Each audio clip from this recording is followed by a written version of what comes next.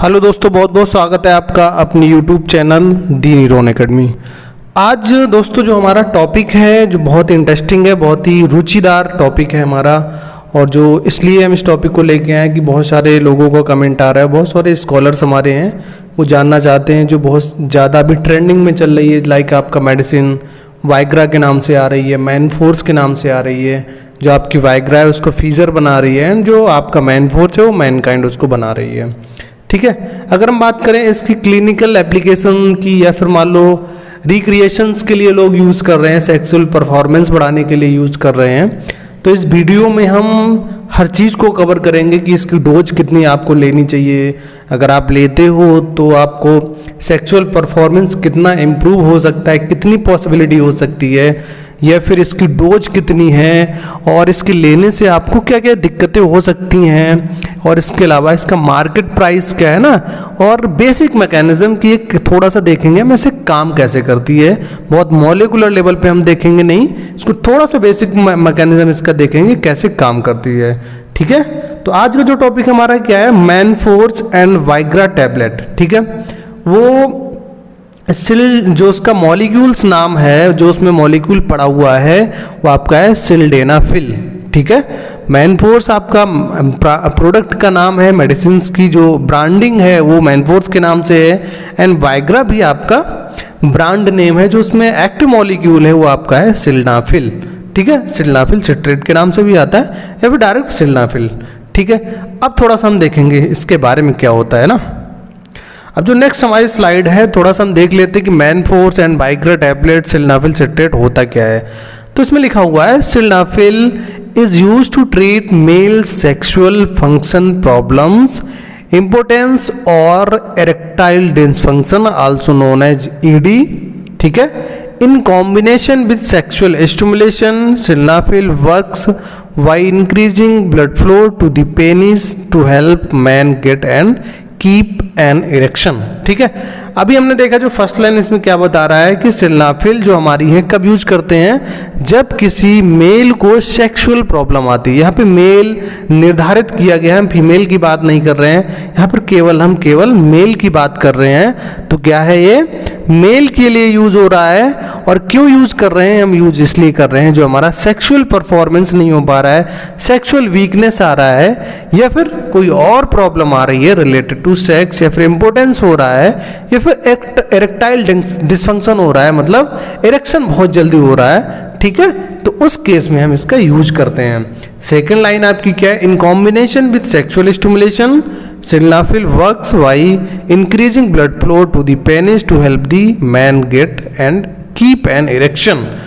इसमें देखो थोड़ी चीज और है, सेकेंड लाइन आपको बता रही है कि हम सिल्डेनाफिल को और बहुत सारी हमारी सेक्सुअल स्टिमुलेंट मेडिसिन हैं उनके साथ भी ले सकते हैं, या फिर हम उसको सिंगल कॉम्बिनेशन भी ले सकते हैं, जिससे क्या होता है वो पेनिस में जाता है और वहाँ पे ब्लड फ्लो बढ़ा देता है, उसमें जो हमारा इरेक्शन है वो थोड़ा सा मेंटेन हो जाता है। बेसिक मैकेनिज्म है, वो बहुत मॉलिक्यूल लेवल पे आपको नहीं समझना है। अब हमारा क्या है, थोड़ा सा हम देख लेते हैं भाई इरेक्टाइल डिसफंक्शन क्या होता है।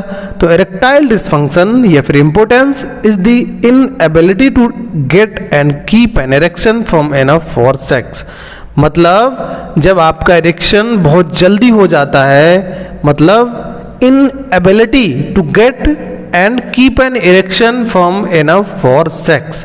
ठीक है, इरेक्टाइल डिसफंक्शन उस एक कंडीशन है, एक बीमारी है जिसमें क्या है आपका इरेक्शन टाइम से पहले हो जाता है, बहुत जल्दी हो जाता है, तो उसको हम बोलते हैं इरेक्टाइल डिसफंक्शन या फिर इम्पोर्टेंस।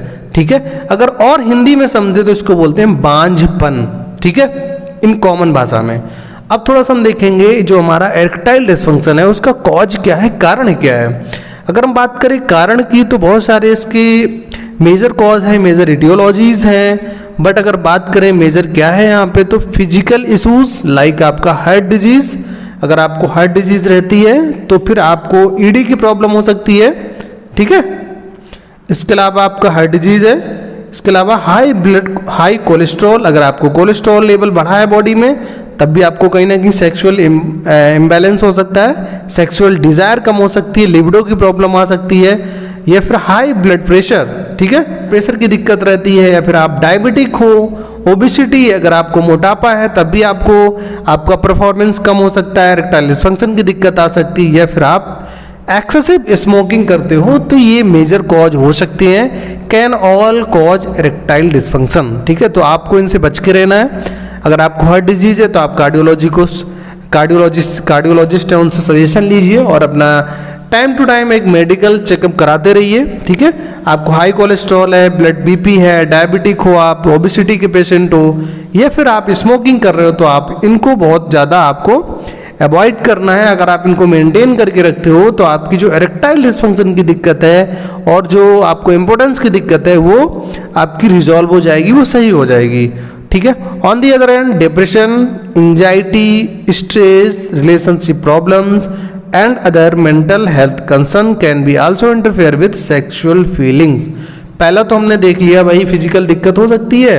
इसके अलावा जो मेजर कंसर्न क्या होता है आपका, ड्यूरिंग सेक्स या फिर बिफोर सेक्स आपको कोई डिप्रेशन है, आप एंजाइटी में हो, ठीक है, आप स्ट्रेस में हो, या फिर रिलेशनशिप मान लो जो आपका पार्टनर है वो फुल्ली हैप्पीनेस में नहीं है, फुल्ली सेटिस्फैक्ट्री नहीं है, आप ठीक से बातें नहीं कर पा रहे हो, ठीक से उसको मना नहीं पा रहे हो, तो उस कंडीशन में भी आपको ईडी की प्रॉब्लम हो सकती है, और जो आपका इरेक्शन है वो बिफोर द टाइम हो सकता है। तो ये सब प्रॉब्लम इसमें आती हैं और ये मेजर कॉज है आपके ईडी के। क्लियर। अब हम थोड़ा देखेंगे जो हमारा सिल्डेनाफिल सिट्रेट या फिर हम बोले मैन फोर्स या फिर आपका वाइग्रा है, उसको कैसे काम करता है वो, how to work. Enhance the, देखो इसमें क्या लिखा हुआ है, enhance the effect of nitric oxide N O by inhibiting phosphodiesterase type 5।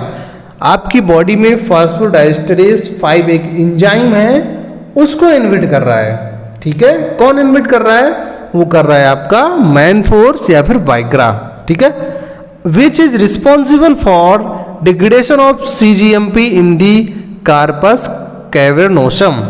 Corpus cavernosum आपका मेजर एरिया है जहां से आपका फॉस्फोडाइएस्टरेज 5 बनना है, या फिर आपका मेजर जो वहां से ओरिजिनेट हो रही है आपका जो पूरा मैकेनिज्म है, ठीक है। अब देखो क्या है, आपने थोड़ा सा बेसिक समझ लिया कि आपका एंजाइम है फॉस्फोडाइएस्टरेज 5 उसको इनहिबिट कर रहा है आपका, तो बेसिक आपको समझ में आ गया। अब देखते हैं हम कि हाउ टू यूज जो हमारी वाइग्रा है या फिर मैन फोर्स है उसको यूज कैसे करना है, सबसे बड़ा कंसर्न है। अब देखो क्या लिखा है इसमें, take sildenafil as needed before sexual activity, ठीक है। आपको कब लेना है, बिफोर दी सेक्सुअल एक्टिविटी, जब आप फिजिकल होने जा रहे हो या फिर इंटीमेसी करने जा रहे हो तो आपको उसके पहले लेना है। The best time to take sildenafil is about 1 hour before sexual activity. देखो अगर हम सिल्डेनाफिल यहाँ पे लिखे हैं तो उसका मतलब है वाइग्रा और मैन फोर्स की बात कर रहे हैं कि जो वाइग्रा है आपका मैन फोर्स है उसका एक्टिव मॉलिक्यूल्स कौन सा है, उसका है सिल्डेनाफिल, ठीक है। तो आपको कंफ्यूज नहीं होना है, उसका एक्टिव मॉलिक्यूल सिल्डेनाफिल है, तो हमने वहां पे सिल्डेनाफिल मेंशन कर दिया है।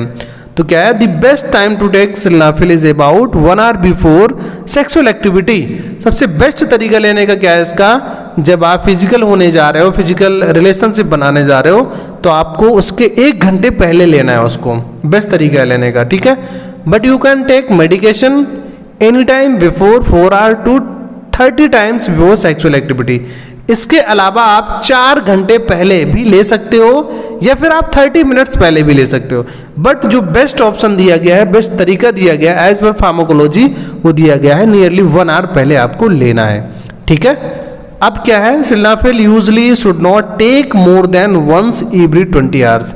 आपको जो आपको टैबलेट है वो 24 घंटे में एक से ज़्यादा नहीं लेना है। Sildenafil usually should not taken more than once every 24 hours.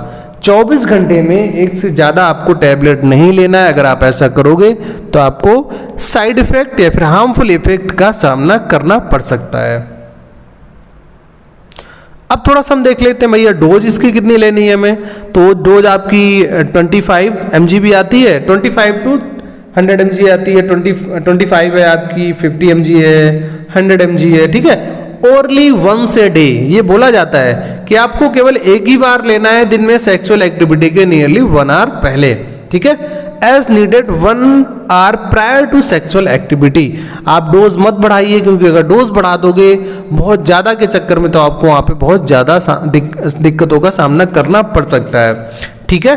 अब देखो इसमें वार्निंग क्या दिया गया है, वार्निंग दिया गया है, don't take sildenafil if you are also using a nitrate drug for chest pain और हार्ट प्रॉब्लम्स इंक्लूडिंग। अगर हम थोड़ा सा फार्माकोलॉजी के पॉइंट ऑफ व्यू से थोड़ा सा देखें, क्लिनिकल के पॉइंट ऑफ व्यू से देखें, जो आपका सिल्डेनाफिल सिट्रेट है वो क्या है, एक वासोडायलेटर है जो बीपी को फॉल करता है, वासोडायलेटर एक्टिविटी है। तो ये जो ड्रग है आपकी like nitroglycerin, isocyanide dinitrate, isocyanide mononitrate, ये इनकी एक्टिविटी क्या है, ये भी आपकी वासोडायलेटर है। तो अगर आप दोनों को कॉम्बिनेशन ले लेते हो तो आपका बीपी एक्सेसिव फॉल हो जाएगा, क्राइसिस हो जाएगा, तो कहीं ना कहीं आपको प्रॉब्लम बहुत बड़ी क्रिएट हो सकती है। इसलिए वार्निंग दिया गया है कि आप एक साथ दो वासोडायलेटर्स को यूज ना करें, ठीक है।